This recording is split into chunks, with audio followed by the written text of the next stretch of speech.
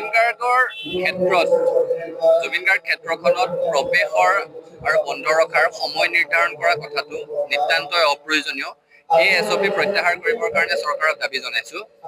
চাওক, জুবিন গাৰ্গৰ ক্ষেত্ৰখন সুশৃংখলিত হৈ থকাটো, সুপৰিচালিত হৈ থকাটো আমি সকলোৱে বিচাৰো।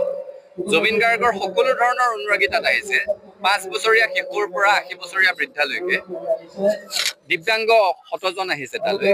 গতিকে সকলোৰে সুবিধাৰ প্ৰতি লক্ষ্য ৰখাটো চৰকাৰৰ দায়িত্ব। তাৰ কাৰণে পৰ্যাপ্ত নিৰাপত্তাৰক্ষী মোতায়েন কৰক। তাৰ কাৰণে ক্ষেত্ৰখন পৰিচালনা কৰিবলৈ পৰ্যাপ্ত মানুহ নিযুক্তি দিয়ক।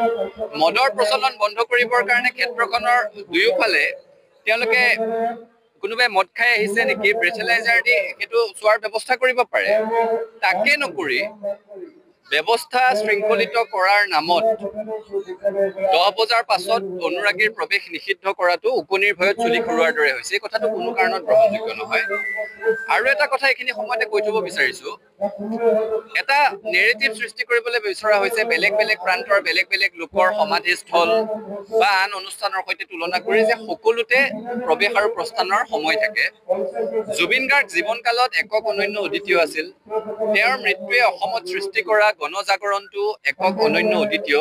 গতিকে তেখেতৰ সমাধি ক্ষেত্ৰ বা জুবিন গাৰ্গ ক্ষেত্ৰখনো একক অনন্য অদ্বিতীয়ভাৱে পৰিচালিত হ'ব লাগিব। জুবিন গাৰ্গৰ বিয়োগৰ বাতৰিটো এতিয়াও মানুহে বহন কৰিব পৰা নাই। যেতিয়ালৈকে এই দুখ পাতলি মানুহৰ জীৱনৰ স্বাভাৱিক ছন্দ ঘূৰি নাহিব, তেতিয়ালৈকে প্ৰাণৰ শিল্পীগৰাকীৰ শেষ শয়নৰ স্থানত মানুহে ঢাপলি মেলিবই। জুবিন গাৰ্গৰ প্ৰতি থকা অনুৰাগ, জুবিন গাৰ্গৰ মৃত্যুৱে সৃষ্টি কৰা শোকে বুৱতী ব্ৰহ্মপুত্ৰৰ ৰূপ লৈছে। ইয়াক অযথা বান্ধ বান্ধিবলৈ চেষ্টা কৰিলে প্ৰলয় অহাৰ সম্ভাৱনা আছে। গতিকে এই এছঅপিখন প্ৰত্যাহাৰ কৰিবলৈ চৰকাৰক দাবী জনাইছো।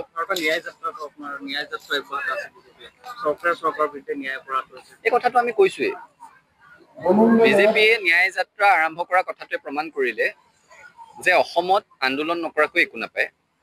নাপায় যে নাপায়, প্ৰাণৰ শিল্পীগৰাকীৰ ন্যায়ো নাপায়। আৰু আটাইতকৈ হাস্যকৰ কথাটো হৈছে কেইবাগৰাকীও কেবিনেট মন্ত্ৰীক দেখিছো তেওঁলোকে ন্যায় যাত্ৰাত অংশগ্ৰহণ কৰিছে। এতিয়া কাইলৈ যদি মুখ্যমন্ত্ৰীগৰাকীয়েও নিজে বিজেপিৰ সদস্য বুলি বিজেপিৰ দলৰ লগত ন্যায় যাত্ৰা কৰিব নেকি, আমাৰ সেইটো সন্দেহ হৈছে। আচলতে কাৰ পৰা ন্যায় বিচাৰিছে আৰু কাৰ বিৰুদ্ধে আন্দোলন কৰিছে এই কথাটো স্পষ্ট কৰা ভাল। তেওঁলোকে কৈছে ন্যায়ালয়ে ন্যায় দিব। এই কথাটোতো অবুজ শিশুৱেও জানে যে ন্যায়ালয়ে ন্যায় দিব। ন্যায়ালয়ে কেতিয়া ন্যায় দিব পাৰিব? যেতিয়া SIT-য়ে এখন ফুল প্ৰুফ চাৰ্জশ্বিট তাত দিব, তথ্য প্ৰমাণ সাক্ষৰে সৈতে কটকটীয়া এখন চাৰ্জশ্বিট, য'ত দোষী আইনৰ সুৰুঙাৰে সাৰি যোৱাৰ কোনো অৱকাশ নাথাকিব, তেতিয়াহে ন্যায়ালয়ে ন্যায় দিব পাৰিব। গতিকে বিজেপি দলটো আন্দোলন কৰিবলৈ নামা কথাটোৱে পুনৰ প্ৰমাণ কৰিলে যে অসমত আন্দোলন নকৰাকে একো নাপায়। প্ৰাণৰ শিল্পীগৰাকীৰ ন্যায়ৰ কাৰণেও আন্দোলন কৰিব লগা হৈছে। আৰু কেবিনেট মন্ত্ৰীয়ে নিজেই ন্যায় বিচাৰি ৰাজপথত নামিবলগীয়া হোৱা কথাটোৱে চৰকাৰখনৰ প্ৰতি মানুহে তুলি থকা সন্দেহৰ আঙুলিবোৰলৈ সেই কথাখিনিক অলপ নিশ্চয়তা প্ৰদান কৰিছে। গতিকে আমি কথাটোত আচৰিত হৈছো আৰু এয়া অসমৰ ৰাইজৰ বাবে অবুজ সাঁথৰ। আপুনি বিচৰা বাতৰি পাব কেৱল নিউজ 18 এপত। নিউজ 18 এপ ডাউনলোড কৰিবলৈ স্কেন কৰক এই QR কোড। গুগল প্লে ষ্টৰতো পাব এই নিউজ 18 এপ।